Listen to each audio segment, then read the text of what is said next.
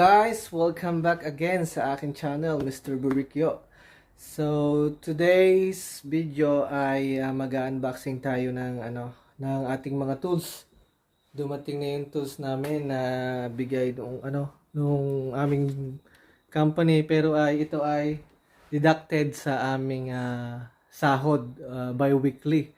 So kanina, hindi na ako nakapag-vlogs dahil nang medyo gusto ko munang ma-feel yung surrounding, kasi pagka hindi masyadong makapagtingin-tingin dahil pag nagba-vlog. So anyway, nagpunta kami kanina sa bangko. Inayos namin yung bank namin kasi lahat ng aming sasahudin ay doon ipapadala, and then when it comes na meron kaming babayaran, like the rent, like the to remittance in the Philippines, and then also the deduction sa our like these tools, the deduction of anything basta doon sa sa rent namin. So ayan, nandiyan si Par sa gilid ko. Shoutout nga pala sa mga taga Dasma. So yon, so let's do it na mag-unboxing na tayo ng ating mga tools. Yan, pasensya na kayo, medyo magulo pa yung aming dahil ang aming cabinet ay hindi pa nadating. So anyway, huwag tayo diyan. So ito yung box natin. Ayan, may pangalan ko pa. Made in China. Pero siguro sa kahon lang yan. So yan ang ating box.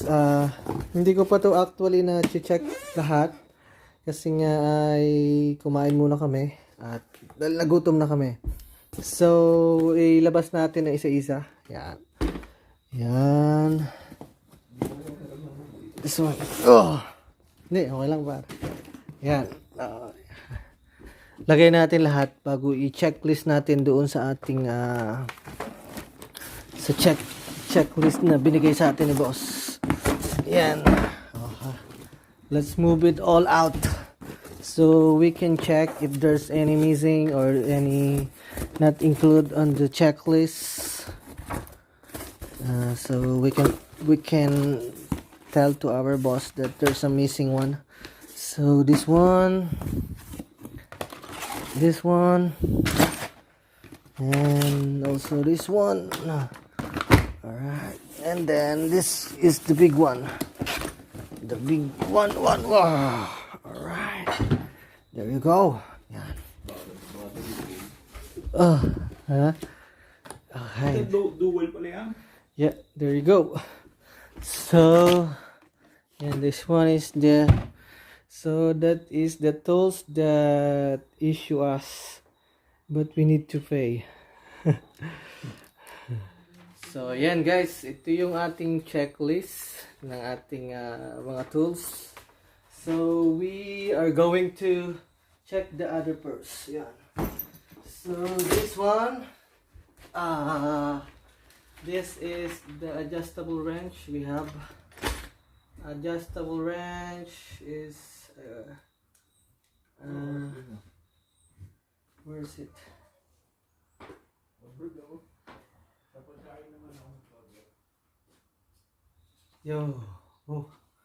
Oh, this one, the spanner set, shifting spanner. Iba yung meaning doon sa shifting spanner ang inilagay. Ayan. So we have it, that's shifting spanner, pero sa atin ay adjustable wrench, so it's okay. And then this file set, that is 5 pieces. File set. Oh, okay, yung files. Okay. So file is there's a circle. This is the difference use the files. Okay. Okay, that's good. And then the second is the gunting. And then ito yung aviation snip set. This is the aviation snip set. Aviation snip set. Okay. This is the aviation snap set. Yung meron nakalagay siya kung cuts left, cut straight, cuts right. Para different cues din siya. Para hindi ka na maghahanap ng hindi ka mahirapan na maggunting kung kailangan mo putulin ang kaliwa, putulin ang kanan, putulin ay gitna. So yan. So anyway, itong lahat ng ito na ini-issue sa amin ay sa amin na ito. So pagka natapos ng aming 2 years at hindi kami na-renew, so we can bring it all back in Philippines. So kaya kailangan ingatan mo din para magamit mo. So ito naman ay ang rat set. So kailangan buksan natin para makita natin yung laman sa loob. Wait, I just go at kutsilyo. So yan, gumamit tayo ng kutsilyo. And there you go. There you go. And then maybe we should remove this. So, nagtatry nga pala tayong mag-English speaking na kasi kailangan natin yun dito na masanay tayo mag-English. So yeah, let's put it out. Okay. Let's make it open. So let's open this. Yun. Ang bigat nito. It's too heavy. Oh, yun. There you go. Papakita ko sa inyo yung laman sa loob. Yan, ang laman niya sa loob. Oh. Aha. Pwede na rin kami magmekaniko nito eh. May laman pa yan sa loob. Alright, yan. Yan, merong mga iba't ibang handle. Siguro ito, this one is pagka lalagyan ng mga tornilyo. If you're doing something, there you go. So it's completed. Its name is Bacho. If you are Pat, you can say Bacho. Bacho is to same like Italian Bacho. Alright. Okay. The next one is the open wrench. Open wrench. Saan ba yun? So, engineering tools, metric open ring spanner set. 6 to 22 mm. 6 to 22 mm. So, okay. So, lagay natin dito. Yan. And then, this one is the screw drivers. This one is the screwdrivers. Yeah. Yan. Okay. Oh. Wow. Alright. Let's check it. Oh. Alright. Yeah. I'm gonna show you again. So this is it. You can. It's. There's a different kind of screw. Wala nito sa Pinas. Baka pero ito meron to. Ito hindi ko alam kung anong tawag dito. Sa ibang yun parang ibang pagkaalin. So yan. Tapos meron din tayong pang maliliit. So yan, magagamit natin yan sa trabaho. Ayan. Alright, so put natin to dito together sa ating mga ibang naayos na. Okay, and dito naman tayo sa malaki. Yeah. Oh, it's open. Careful lang tayo. Mataga tayo eh. Let's open it. Bagong bago to mga par. Ay. Oh ha. Oh ha. Buksan natin. Oh. Laki naman ito. Oh, sumasabit pala. Ayan. Oh. This is a Makita. Makita.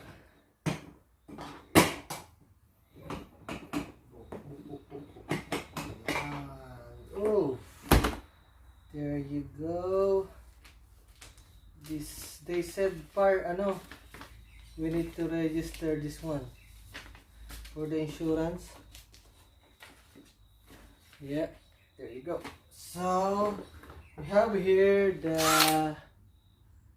electric drill, and then also so how we can off this one? How can we off? We're gonna off. Alright. And also I think this is for the screw also, but it's more smaller. Bang, bang, bang, bang, bang, bang. Ang ganda nito pa. Baby armorite yan, Tol. Ha? Baby armorite. So yan, ito. This is the bigger one na merong mga pampalakas. At ito naman ay for using screw, I think. Kasi wala siyang pampalakas ng and then ito yung kanyang manual. And then what's this? Oh, this is for this one. This screw. So ayan yung ating power tools na na-receive. Okay, let's put it here again. Alright. Here again, yan. So let's move to this one in our bag. Ang laki. Hindi nyo kita masyado. So maybe ibaba natin to. Ibaba. Yeah. So you can see much better. I think much better. So yan. So ito naman yung ating bags na may mga tools din to. Yan. Oh. It's too much. So yan ang laman sa loob. We have the small lagare. Small saw for using siguro pagka mag-ano ka ng mga pipes siguro. And then a flashlight. And lagaring bakal na maliit. Oh ha. Tapos hammer. Yan. Tapos ito yung sabitan pang shoulder mo. Tapos Allen key. Yan. And then long nose plier ba to? Pero iba to ngayon lang ako nakakita ng ganitong pliers. Okay, put it there. And also the side cutter. Okay. And also the pliers. Uy, ang ganda ng kanyang insulation Hope will last until the end of the contract. Okay. And then this one is the crimping tools. Stripper. Stripper.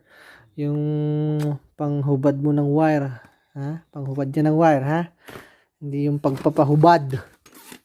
And then this is the cold chisel set. Yan, iba't ibang klase ng sinsel.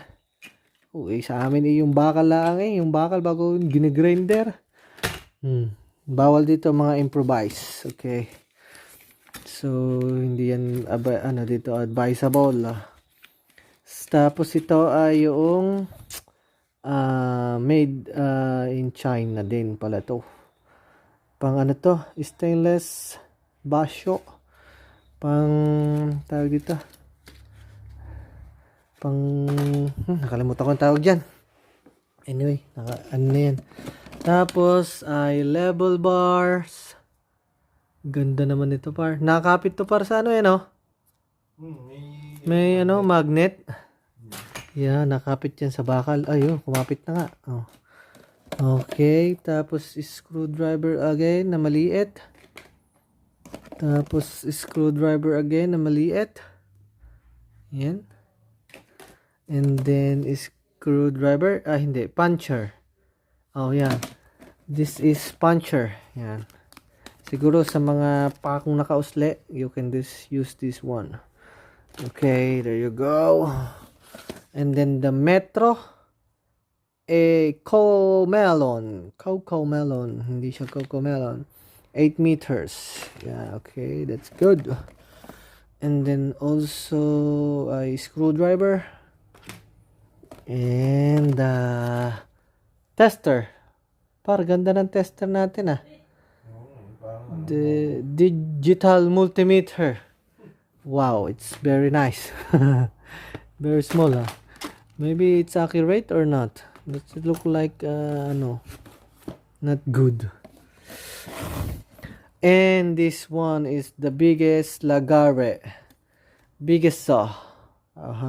So we have the other small one, like maybe if this one is using for the cutting of pipes, and then this one is to the cutting of steel pipes siguro gagamitin namin yan, hopefully.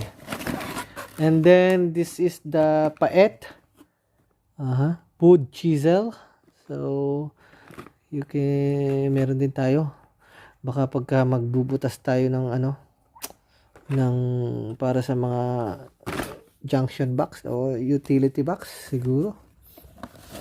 And mga tools ng knife tools, utility knife with pouch. Yun, may pouch din para ilalagay mo lang sa iyong sinturon para hindi ka nawawalan.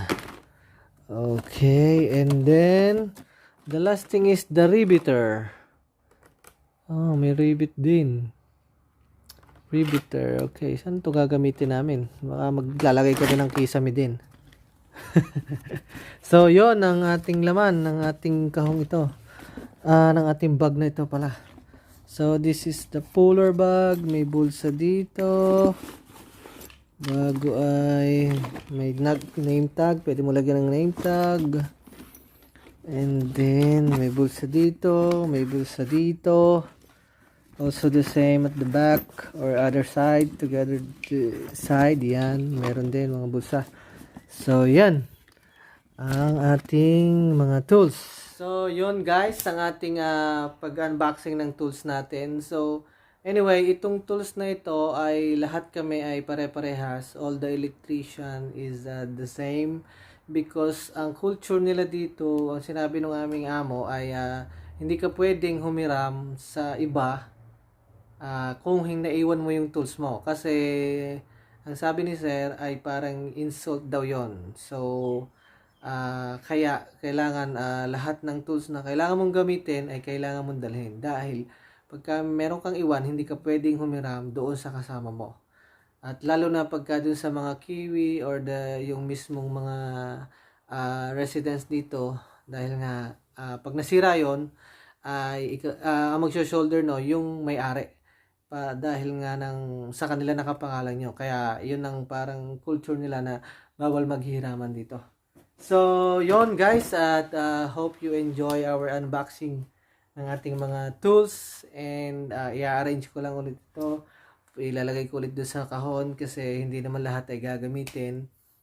Dito lang ilalagay ko ano yung gagamitin namin. So, we need to bring it to the site. So, by Monday, we already started our work and hopefully ay maging ma-adapt namin agad yung trabaho namin and then para mas mapabuti namin so we can stay much longer here in New Zealand and maybe hopefully mas maging better tayo. So yun, para makakuha tayo nung tinatawag nila exam.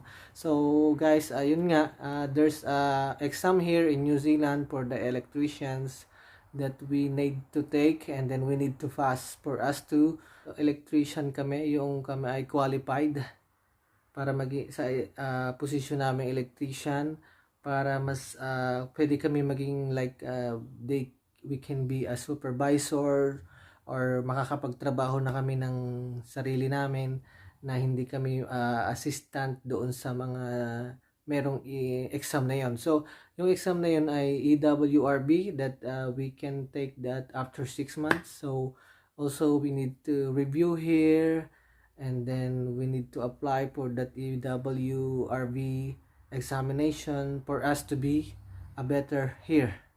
And then that is a big help also to our career here, para mas maano kami na baka yung bang para kami ay mas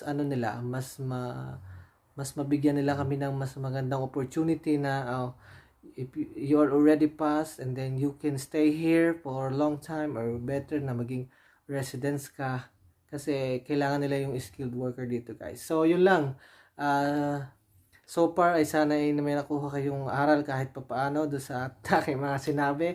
And then thank you for watching my videos, and hope to see you guys ulit sa mga vlog natin susunod pa. So here's my thing. So pasensya na kayo at hindi pa tayo nakakalinis masyado dahil almost 3 days pa lang tayo dito, at madami pa tayong ginawa. Kaya madami pa tayong i-adapt dito. Kaya yun, guys. Thank you for watching my video. Thank you for watching my videos, and goodbye. See you on my next vlog.